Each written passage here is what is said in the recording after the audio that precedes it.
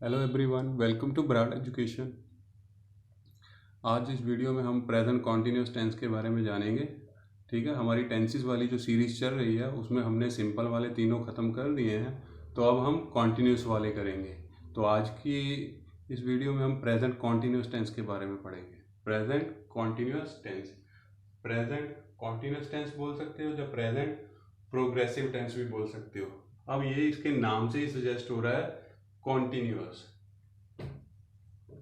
Continuous, continuous का मतलब लगातार। प्रोग्रेसिव का मतलब भी प्रोग्रेस हो रही है किसी चीज़ की। तो इससे नाम से क्या पता चल रहा है, तो अब हम जो टेंस करेंगे उसमें कुछ ना कुछ कॉन्टिन्यू फॉर्म में होगा। कॉन्टिन्यू फॉर्म में मतलब चल रहा है। ठीक है, तो अगर हमने पहचान करनी हो, मैंने प्रेजेंट पास्ट फ्यूचर में आपको एंडिंग में बोला था, अगर है तो वो प्रेजेंट होता है। यही बोला था, अगर है तो वो प्रेजेंट होता है। तो प्रेजेंट हमको पता चल गया। फिर मैंने क्या बोला था, अगर ता है, ती है, ते है, तो वो कौन सा है? Simple present tense. अगर उसका सेकंड लास्ट में ता ते ती है तो वो कौन सा टेंस है? Simple present tense. तो अगर एंडिंग से हमको पता चल रहा है कि वो प्रेजेंट है, सेकंड लास्ट से हमको पता चल रहा है वो चारों में से कौन सा है प्रेजेंट के? Simple present tense. तो इसका मतलब इसकी भी पहचान होगी ना, तो इसमें भी हमने सेकंड लास्ट पे ही ध्यान देना है। अभी एग्जांपल के लिए अगर आपको बताऊं,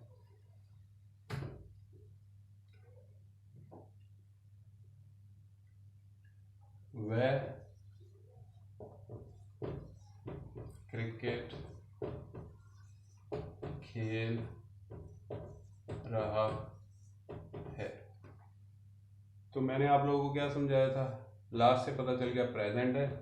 अब जिसमें सेकंड लास्ट में रहा वर्ड आ गया, रहा है, रही है, रहे हैं, तो उससे आपको पता चल जाएगा कि ये कॉन्टिन्यूस टेंस है। ता है, ते है तो वो सिंपल है। अगर रहा है, रहे हैं, रही है तो वो कौन सा टेंस है?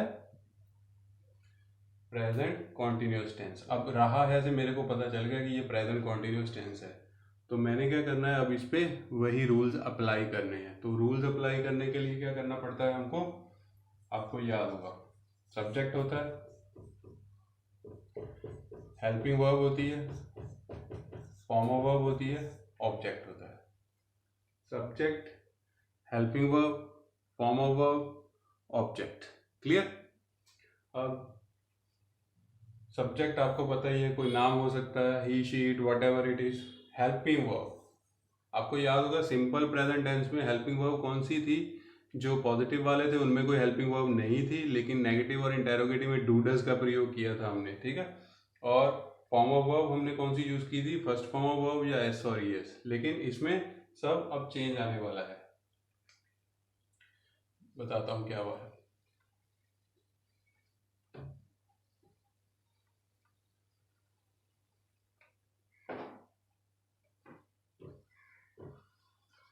Subject, helping verb, form of verb, object.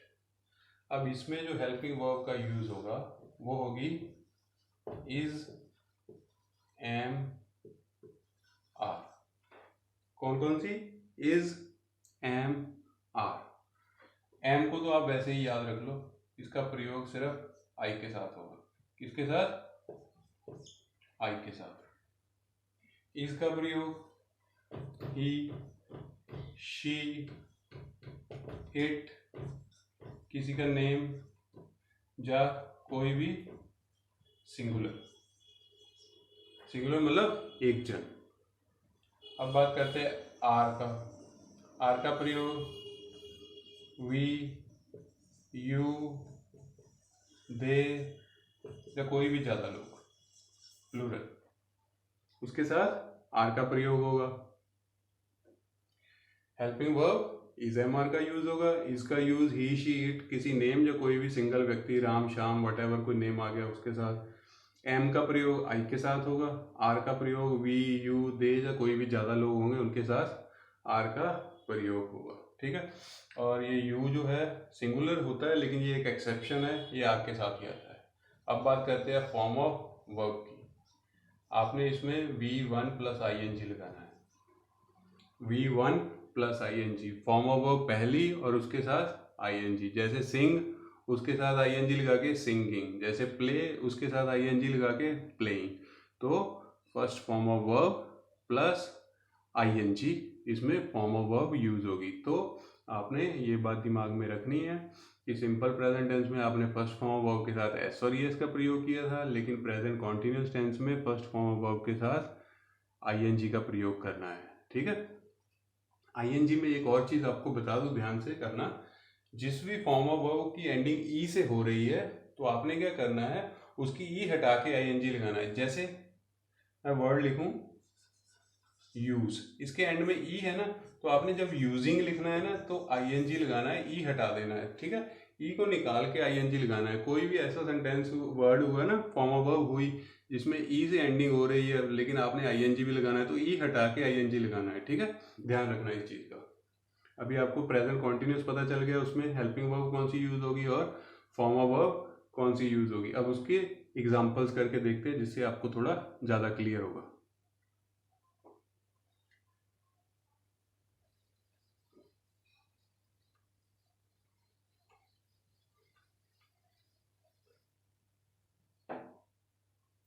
हमने अभी अभी एक एग्जांपल लिखी थी, वह क्रिकेट खेल रहा है। वह क्रिकेट खेल रहा है मतलब कोई काम कंटिन्यू चल रहा है। आपको है रहा पता चल गया कि प्रेजेंट कंटिन्यूस। अब आपने रूल्स अप्लाई करने। सब्जेक्ट इसमें कौन सा है, ही के साथ आपको पता है किसका प्रयोग करना है, इज का। खेलने की इंग्लिश प्ले, उसके साथ हमने क्या यूज करना है, ING। और क्या खेल रहा है, क्रिकेट। ये हमारा क्या हो गया, सब्जेक्ट। ये हमारा क्या हो गया, हेल्पिंग वर्ब। ये हमारा क्या हो गया, form of verb V1 plus ING। और ये क्या है हमारा ऑब्जेक्ट। क्लियर। वह क्रिकेट खेल रहा है, he is playing cricket, he subject है, हेल्पिंग वर्ब इज का प्रयोग होगा ही के साथ, और first form of verb play होती है उसके साथ ING का प्रयोग, ऑब्जेक्ट हमारा क्रिकेट है। तो मेरे को लग रहा है आपको आसानी से समझ आ गया होगा ये वाला। जैसे तुम कपड़े धो रहे हो। तुम कपड़े धो रहे हो, ये भी क्या है, कॉन्टिन्यूस। अभी कोई काम चल रहा है, तो तुम के लिए कौन सा वर्ड, यू। यू के साथ मैंने क्या बोला हुआ है, कौन सी helping verb, are. You are, धोने की इंग्लिश वॉश, लेकिन आप क्या लगाओगे उसके साथ, ING। You are washing clothes, you are washing clothes.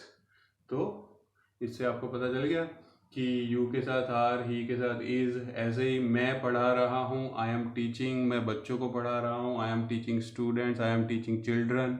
तो आई के साथ एम का प्रयोग करना है।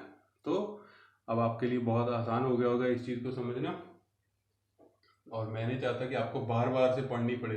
अगर एक बार समझ के कर लोगे ना किसी चीज़ को, भले ही कोई भी चीज़ है, तो आपको रिपीट नहीं करनी पड़ेगी, उस चीज़ का रट्टा नहीं मारना पड़ेगा, क्रैम नहीं करना पड़ेगा। समझ के करोगे आपको फायदा ही फायदा मिलेगा। अभी ये तो हमने किया एफर्मेटिव, है ना, पॉजिटिव वाले, लेकिन इसके भी नेगेटिव। चलो पहले नेगेटिव की बात कर लेते हैं। नेगेटिव में क्या करना है, नेगेटिव में सिंपल इज एम आर आपको बोला हुआ है, आपने इसका यूज करना है। सबके साथ क्या करना है, नॉट लगा देना है। Is not, am not, are not. Is not, am not, are not. अभी अभी हमने क्या लिखा था, वह क्रिकेट खेल रहा है, ही इज प्लेइंग क्रिकेट। अगर मैं बोलूँ वह क्रिकेट नहीं खेल रहा है, ही is not playing cricket, he is not playing cricket. दूसरा हमने कौन सा बनाया था, तुम कपड़े धो रहे हो, तुम कपड़े नहीं धो रहे हो। यू आर, सीधा आर के साथ क्या लगा देना है, not. You are not washing clothes. मैं विद्यार्थियों को नहीं पढ़ा रहा हूं। मैं मतलब आई के साथ एम, लेकिन नहीं है तो नॉट आ जाएगा। I am not teaching students. I am not teaching students. Negative में आपने ये सब करना है। Clear? He is not, am not, are not, इन सब का प्रयोग करना है। अब बात करते हैं इंटेरोगेटिव की। इंटेरोगेटिव में ये चेंज आएगा कि मैंने क्या बोला हुआ है, सब्जेक्ट प्लस हेल्पिंग वर्ब, लेकिन इंटेरोगेटिव में क्या होगा कि हेल्पिंग वर्ब आगे चली जाएगी, सब्जेक्ट पीछे चला जाएगा। मतलब इज, एम, आर ये आगे आ जाएगा। इज, एम, आर ये आगे आ जाएगा, सब्जेक्ट पीछे चला जाएगा। इज ही प्लेइंग क्रिकेट, पीछे क्वेश्चन मार्क नहीं भूलना। Am I not teaching students. Am I not teaching students. Are you, not तो जरूरत ही नहीं है, ना भी लगाओ। Am I teaching students, are you washing clothes. अगर नॉट लगाते भी है उसको इंटेरोगेटिव प्लस नेगेटिव वाला बोल देते हैं। ठीक है, क्या तुम कपड़े नहीं धो रहे हो, आर यू नॉट, क्या तुम धो रहे हो, आर यू वॉशिंग क्लोथ्स। तो अपने हिसाब से जो भी है आप लोग कर लेना सेंटेंस की डिमांड के हिसाब से।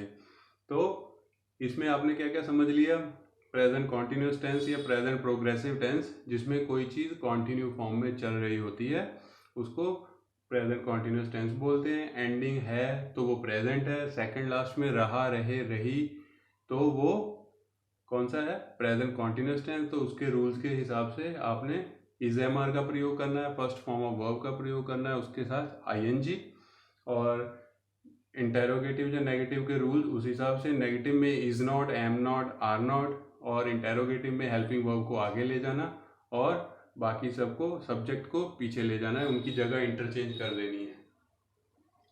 इन केस आपको डब्ल्यू वाले आगे इंटेरोगेटिव,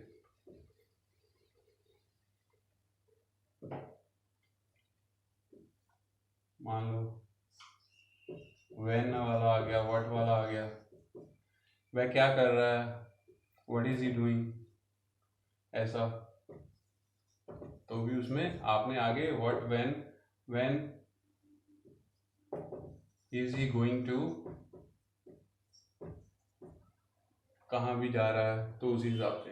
तो व्हेन व्हाट के साथ भी आपने वेयर आर यू गोइंग, आप कहाँ जा रहे हो, तो उनके साथ भी आपने उसी प्रकार सब्जेक्ट के हिसाब से इज एम आर लगा देना है, लेकिन स्टार्टिंग उसकी अकॉर्डिंग टू डब्ल्यू वाला क्वेश्चन। व्हेन है, व्हाट है, वेयर है, वाई है, कोई भी हो सकता है, तो उसके हिसाब से प्रयोग कर लेना इसका। इसमें इतना ही। अगले वाले में हम समझेंगे पास्ट कॉन्टिन्यूअस टेंस के बारे में। तब तक के लिए गुड बाय एवरीवन।